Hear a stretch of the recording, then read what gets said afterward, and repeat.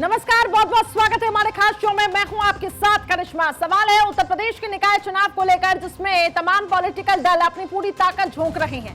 उत्तर प्रदेश नगर निकाय चुनाव 2 चरणों में होने जा रहे हैं। राज्य में 4 और 11 मई को 2 चरणों में मतदान होगा और चुनावी नतीजे जो हैं वो 13 मई को आएंगे। अब BJP, Samajwadi party, Bahujan Samaj party और कांग्रेस सभी चुनावी मैदान में इस वक्त है और सभी दलों के लिए ये चुनाव काफी ज्यादा महत्वपूर्ण है। सभी राजनीतिक दल एक तरह से लोकसभा चुनाव से पहले अपनी तैयारी को परखना चाहते हैं। हालांकि इस बार का निकाय चुनाव काफी दिलचस्प भी रहने वाला है, क्योंकि इस बार चुनाव के केंद्र में माफियाओं का मुद्दा है। मसलन माफियाओं के नाम पर समीकरण साधे जा रहे हैं। साथ ही बीजेपी और राज्य में मुख्य विपक्षी दल सपा के बीच गानों के जरिए अब वार पलटवार भी हो रहा है और उसको लेकर सियासत गरमाई है। आज इसी मुद्दे पर हम करेंगे विस्तार से चर्चा। तमाम मेहमान हमारे साथ जुड़ेंगे, उनका तारुफ मैं आपसे कराती हूं। डॉक्टर कौशल मिश्रा जी, बीजेपी प्रवक्ता, मेरे साथ जुड़ चुके हैं। बहुत स्वागत है सर आपका। भुवन भास्कर जी, जो कि सपा की तरफ से पक्ष रखेंगे, बहुत स्वागत है भुवन जी आपका भी। इसके साथ ही संजय मिश्रा जी, राजनीतिक विश्लेषज्ञ, वो हमारे साथ जुड़ चुके हैं। बहुत स्वागत है सर आपका भी। सर्वेश पाठक, वो भी हमारे साथ जुड़ चुके हैं। बहुत स्वागत है सर आपका भी। अमित मिश्रा जी भी मेरे साथ स्टूडियो में इस वक्त है। बहुत स्वागत है अमित जी आपका भी। हम चर्चा को दोनों मिलकर आगे शुरू करेंगे, लेकिन सबसे पहले सवाल कौशल मिश्रा से ही मेरा। कौशल जी, किस तरीके से देखते हैं निकाय चुनाव की तैयारियां बीजेपी की तरफ से? देखिए, हमारे यहाँ चुनाव की तैयारियां हमेशा रहती हैं और विपक्षी तो ये तक कहते हैं कि हम चुनाव लड़ने की मशीन है और हमारे यहाँ संगठन ही सेवा है और सबसे ऊपर की चीज है जनता। और जनता का एक ही नारा है, यही चुना है यही चुनेंगे, सही चुना है सही चुनेंगे। समाजवादी पार्टी ने सॉन्ग लॉन्च किया, इसको लेकर क्या कहेंगे जी? समाजवादी पार्टी ने जिस तरीके से सॉन्ग लॉन्च किया है, उसको लेकर क्या कहेंगे? आपने देखा?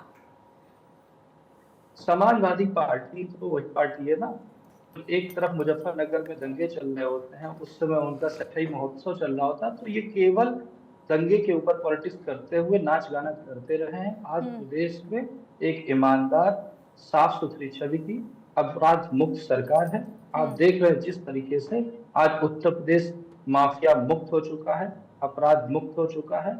और लेकिन समाजवादी पार्टी ये कह रही है कि डर का माहौल है उत्तर प्रदेश में, डर का माहौल बीजेपी ने बना दिया है। अखिलेश यादव ये कह रहे हैं। बिल्कुल जी करिश्मा जी बिल्कुल सही है। अपराधियों के लिए डर का माहौल, गुंडों के लिए डर का माहौल है, पर प्रदेश की जनता उत्सव मना रही है, रंगोत्सव मना रही है, दीपोत्सव मना रही है। रामनवमी पे आपने देख लिया जिस तरीके से इतनी जगह शोभा यात्रा निकली और पूरे उत्तर प्रदेश की जनता ने उत्सव मनाया। वहीं दूसरे प्रदेशों में आप देख रहे हैं कि दंगे बढ़ गए। इससे पता चलता है जनता कितनी खुश है। आज Guinness book of world record में नाम आ रहा है दीपोत्सव का, महोत्सव का, रंगों, हर चीज के उत्सव की बात। हाँ, गुंडों को डर लग रहा है, अपराधियों को डर लग रहा है और उनके संरक्षकों को डर लग रहा है। क्यों? क्योंकि उन्होंने जो बातें बताई हैं उसकी वजह से जिस तरह से ईडी अपना काम कर रही है, जिस तरीके से उनके स्पॉन्सर पकड़े जा रहे हैं, हाँ, उनके बीच में आतंक और डर का माहौल। ठीक है, मैं लौटूंगी आपके पास, लेकिन पुलिस कस्टडी में ही जब अपराधियों की हत्या हो जाती है तो सर सवाल उठते हैं। मैं लौटूंगी आपके पास। भुवन भास्कर जी, बीजेपी ने भी अपना सॉन्ग लॉन्च किया और बीजेपी का ये कहना कि देखिए माफियाओं को तो अखिलेश यादव ने पनाह दी, माफियाओं को तो अखिलेश यादव ने संरक्षण दिया है अब तक। और सॉन्ग जो है उसका थीम ही है कि गुंडे कह रहे हैं अखिलेश भैया आइए। चलिए, मैं राजनीतिक विश्लेषक दूंगा। मैं आप पार्टी के साथी का जवाब दूंगा और मैम जो क्वेश्चन आपने पूछा उसका भी जवाब दूंगा और आशा करता हूं कि जैसे धैर्य मैंने दिया है ऐसे ही धैर्य आप लोग देंगे। बिल्कुल। मैं आपको बताना चाहता हूं आपके चैनल के माध्यम से, अभी हमारे भारतीय जनता पार्टी के साथी ने कहा कि मुजफ्फरनगर के दंगे हो रहे थे। देश और प्रदेश जानता है कि मुजफ्फरनगर के दंगे इनके विधायक सैनी ने कराए और उसको सुप्रीम कोर्ट के द्वारा सजा भी दी गई और उसकी सदस्यता भी खत्म हुई और वो सीट जीतने का काम, खतौली की सीट जीतने का काम भारतीय जनता पार्टी से केवल समाजवादी पार्टी और लोकदल गठबंधन ने करा। आज हमने, जनता ने भी इसको बाहर का रास्ता दिखाने का काम करा। मैं आपको बताना चाहता हूँ गाने की लॉन्च को भी मैंने आपका जो भारतीय जनता पार्टी ने करा है उसको देखा है और मैं आपको बताना चाहता हूँ किस प्रकार का प्रदेश इन्होंने बना दिया है। मैं आपको बताना चाहता हूँ आज जब से योगी सरकार आई है, किसानों की हत्या करने के लिए हमें कोई आतंकवादी की आवश्यकता नहीं है, कोई क्रिमिनल की आवश्यकता नहीं है। गृह राज्य मंत्री का बेटा ही मार लेके निकल जाता है, संजय मिश्रा किसानों की हत्या कर देता है। मैं आपको बताना चाहता हूँ। इसके अलावा बलिया में छात्र नेता हेमंत यादव की हत्या हो जाती है, जालौन में बेटी हमारी परीक्षा देके आ रही होती है, उसकी हत्या हो जाती है, झांसी में पुष्पेंद्र यादव की हत्या, गाजियाबाद में पुष्पेंद्र यादव की हत्या, विकास दुबे आपदा में अग्निवीर। भुवन भास्कर जी, लेकिन बीजेपी का ये कहना है कि अब तक तो संरक्षण समाजवादी पार्टी दे रही थी, हम तो सफाया कर रहे हैं, सारा किया करा तो समाजवादी पार्टी का है, माफियाओं को टिकट देना, चुनाव लड़वाना, आखिर ऐसा क्यों? आपको डर लगता है उत्तर प्रदेश में? डर का माहौल है? किस संदर्भ में कहा अखिलेश यादव ने कि डर का माहौल है उत्तर प्रदेश में?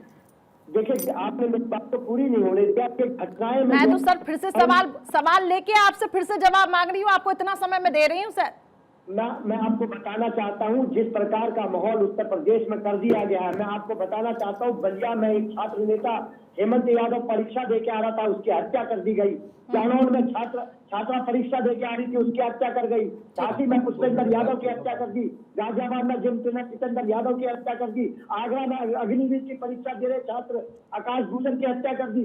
और ये आपको बताना चाहता हूँ, इन लोगों ने कैसा यहाँ उत्तर प्रदेश को बना दिया है। आज उत्तर प्रदेश में जंगल राज है, हत्या प्रदेश है, और एक और जो सबसे बड़ी खूबी इन्होंने दी है, इन्होंने आज हत्या लाइव प्रदेश बना दिया। अब हत्याएं यहाँ पर लाइव होती है, और मैं कहना चाहता हूँ, मैं बधाई देना चाहता हूँ भारतीय जनता पार्टी को और इनके प्रवक्ता को, योगी सरकार को। अब इन्होंने नए चीज जो दौर है उनकी लॉन्चिंग जो करी है, इसके लिए ये बधाई के पास है। ठीक है, चलिए मैं कौशल मिश्रा जी से रिएक्शन लूंगी, लेकिन और भी तमाम गेस्ट हैं। आपसे बस मेरा एक सवाल ये है, समाजवादी पार्टी का निकाय चुनाव में मुद्दा क्या रहने वाला है? किस बेसिस पे जनता के बीच में जा रही है और क्या मुद्दे रहेंगे, ये बताइए मुझे। मैं आपको बताना चाहता हूँ, क्योंकि विधानसभा चुनाव में मुझे अच्छे से याद है, जो फौज थी समाजवादी पार्टी के पास, एक एक करके सर छिटकते गए। अब ऐसे में क्या मुद्दा रहने वाला है? और वो मार्जिन भी हमने देखा किस तरीके से समाजवादी पार्टी हारी है। इस बार क्या मुद्दे लेकर जाएंगे जनता के बीच में? यही कि उत्तर प्रदेश में डर का माहौल है, लाइव वीडियो सामने आ रहे हैं जिसमें अपराधियों की हत्या हो रही है, ये कहना है आपका? मैं आपको बताना चाहता हूँ, नगर पंचायत और जिला पंचायत में हम पहले से मजबूत है। नगर निगम हमारा कमजोर रहा है, 16 में से 14 ये जीते थे, 2 बसपा जीती थी। अब हम लोग क्या है, अब जवाब देना भारतीय जनता पार्टी को, जहां नगर निगम में मेयर के इनके जीते थे 14। क्योंकि मैं आपको बताना चाहता हूं, आज जब बारिश होती है तो लोग ऐसी हालत हो जाती है महानगर और नगर की, पूरा जल भरा हो जाता है, लोग अपनी गाड़ी नहीं निकालते, मोटरसाइकिल नहीं निकालते, स्कूटी नहीं निकालते। चलिए, जीत को लेकर आश्वस्त दिखाई दे रहा है, मैं लौटूंगी सर।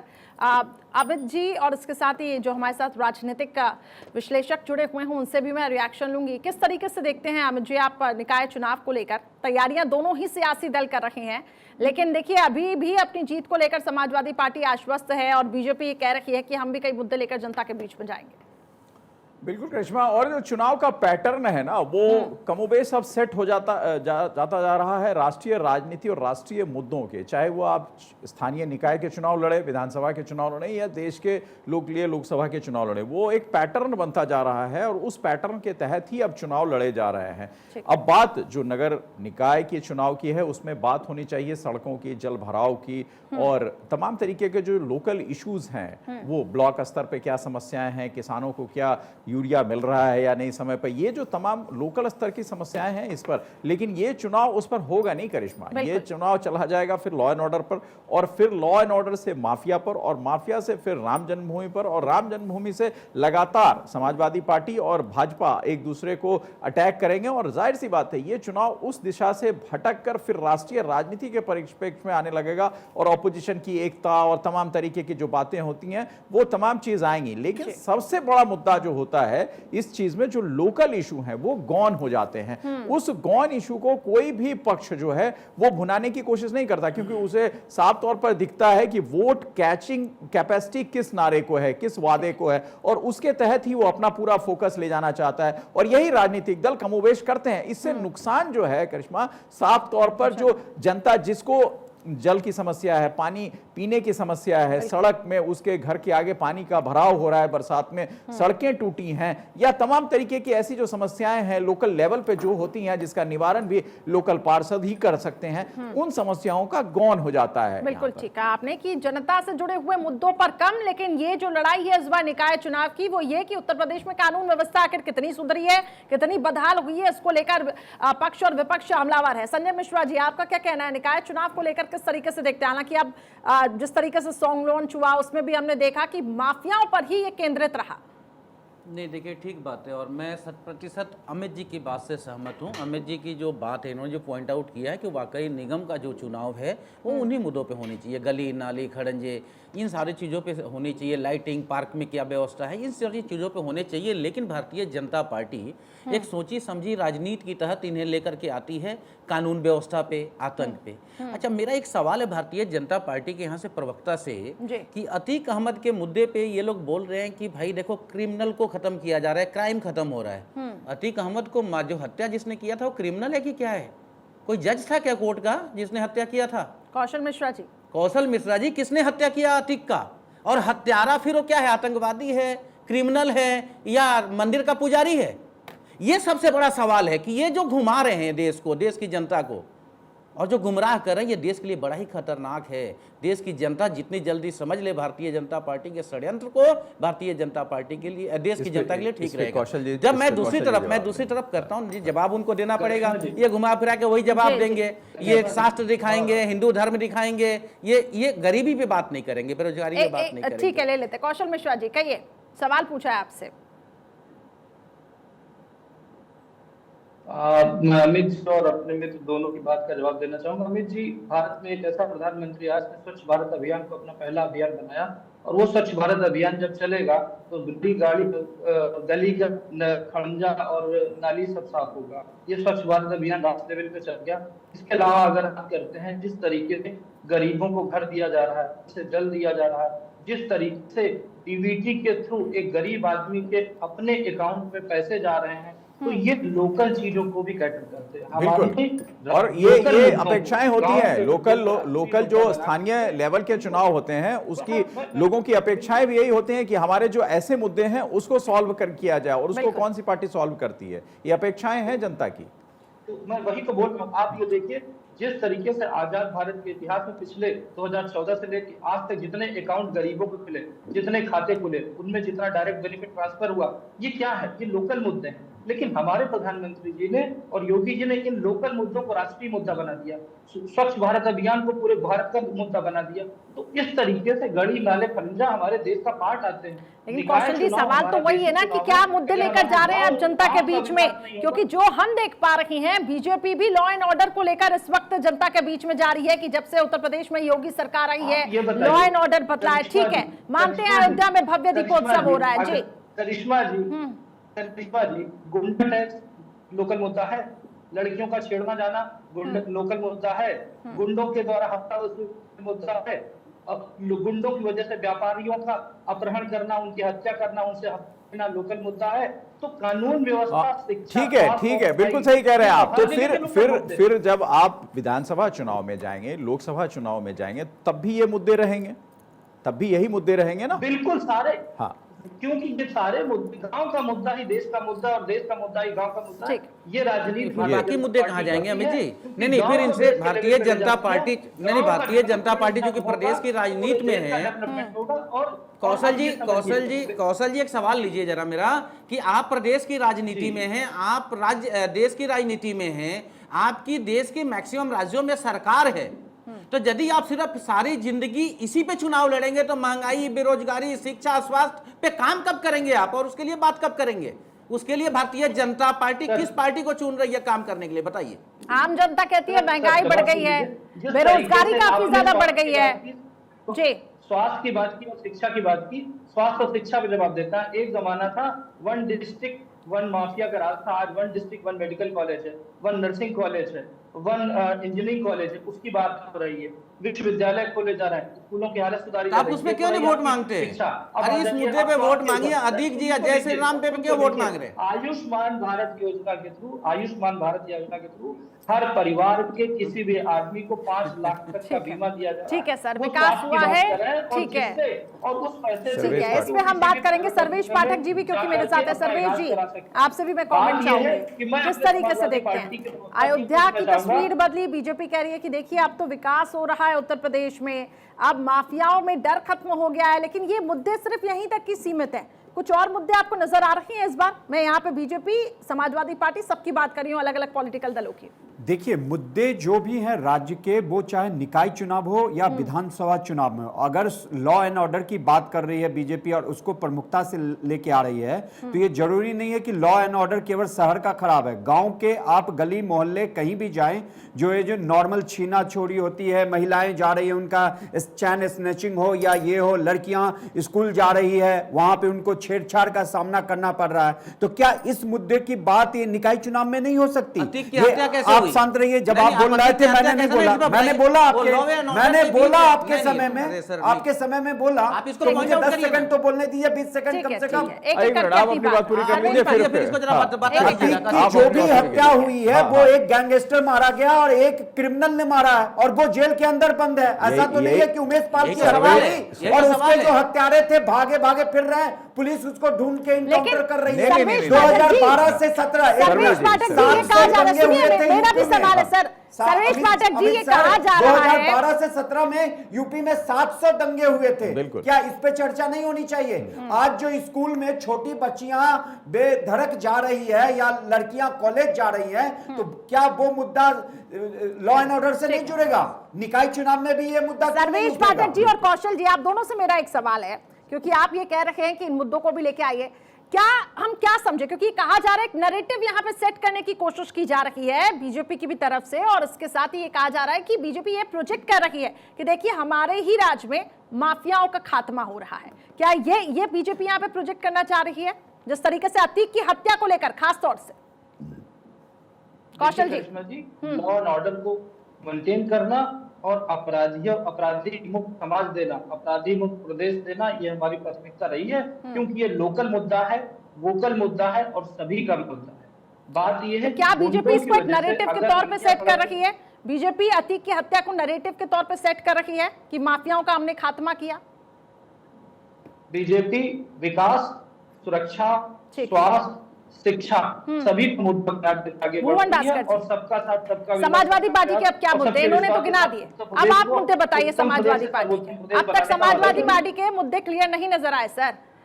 ये आरोप लग रहा है कि इन माफियाओं को संरक्षण दिया है। क्या जी, भुवन जी, और एक सवाल करिश्मा के साथ मेरा है कि क्या आप भी उसी मुद्दे के इर्द गिर्द अपने आप को रखेंगे, या फिर जो लोकल इशू के हैं, लोगों के जो जरूरतें हैं, उस पर भी समाजवादी पार्टी सोचेगी? क्योंकि आप एक विपक्ष में वहां पार्टी, और विपक्ष की जिम्मेदारी होती है ऐसे मुद्दों को उठाना, तो क्या समाजवादी पार्टी वहां तक जाएगी या फिर इन्हीं के इर्द गिर्द अपने आप को रखेगी और राजनीति जिस तरीके से हो रही है उसी के अनुरूप अपने को ढालने की कोशिश करेगी? भुवन जी, देखिए, हमारा मानना है ये स्थानीय चुनाव है और निश्चित तौर पे स्थानीय चुनाव में स्थानीय मुद्दे होने चाहिए। मैं आपको बताना चाहता हूँ, आज उत्तर प्रदेश का जो जनमानस है वो टॉर्च लेके निकल चुका है और वो ढूंढ रहा है स्मार्ट सिटी।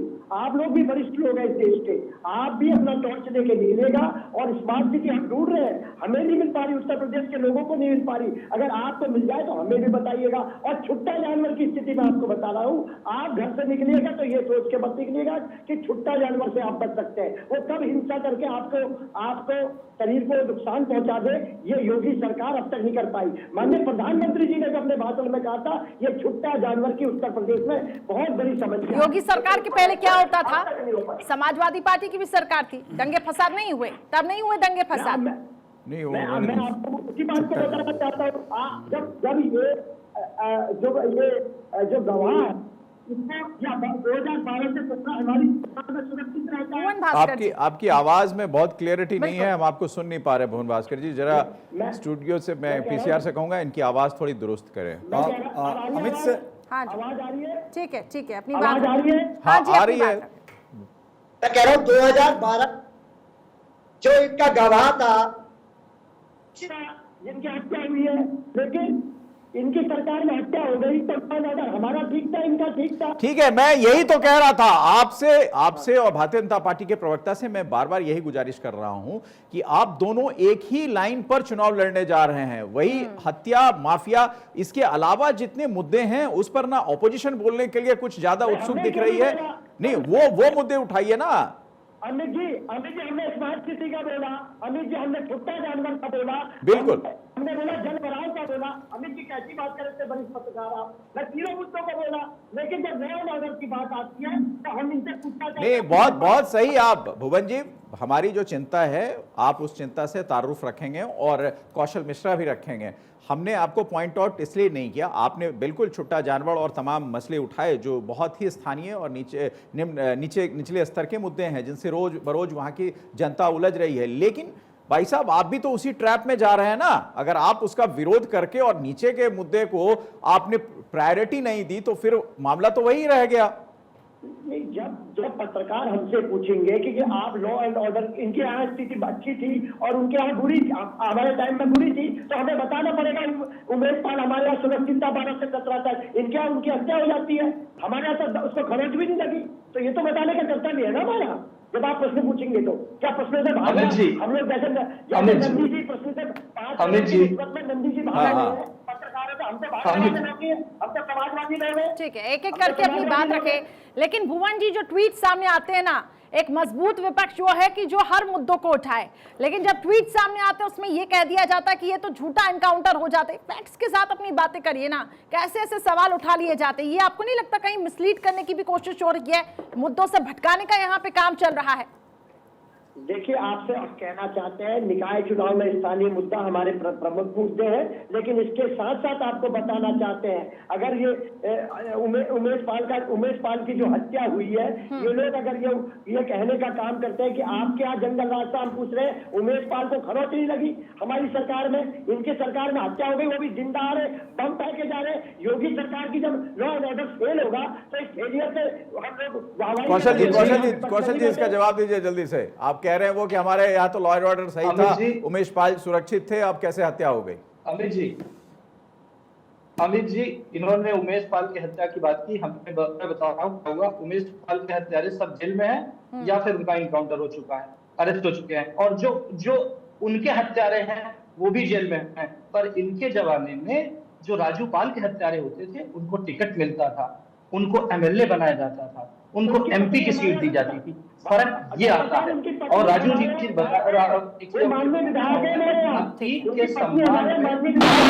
लेकिन देखिए, अब तक की भी डिबेट में आपने देख लिया कि माफिया हत्या यही मुद्दे जो है वो गूंजे। सर्वेश पाठक जी, आप कुछ अपनी बात रखना चाहते हैं? देखिए अमित जी, मैं एक चीज बोलना चाहूंगा। भुवन भास्कर जी जिस एरिया में रहते हैं मैं भी वहीं रहता हूं। निकाय चुनाव है, सचमुच जो स्थानीय मुद्दे हैं, बिजली की या गली की सफाई की, लेकिन आज तक मैंने समाजवादी पार्टी का एक भी बंदा वहां पे नहीं देखा है। चुनाव की घोषणा होने के बावजूद भी हमारे यहाँ की जो पार्षद है वो बीजेपी की है, उनका नाम नीलम भारद्वाज है, और वो इन मुद्दों को लेके चारों तरफ रहती है, चाहे वो गली की सफाई हो, चाहे पार्क की सफाई का मुद्दा हो या कुछ भी हो। तो भुवन जी, जब जमीन पे आपके कार्यकर्ता कहीं दिख ही नहीं रहे हैं, हम आप एनसीआर में रहते हैं और वहां का ये हाल है, तो गांव का और क्या हाल होगा? इसके बारे में आप क्या कहना चाहते हैं? आपसे कह रहा हूँ, जल पहुंच चुके रहते होंगे, जल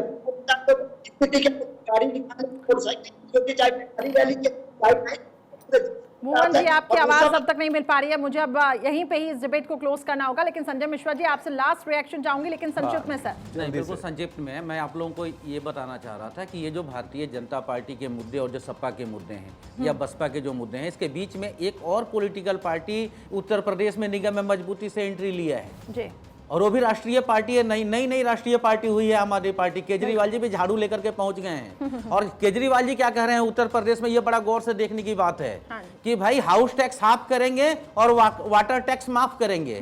और निगम जो घाटे पे चल रही है, बिल आना शुरू हो गया है, हाउस पानी का बिल और बिजली का बिल बढ़ा हुआ है। जो गरीब 2000 रुपए आता है वही ज्यादा आ रहा है।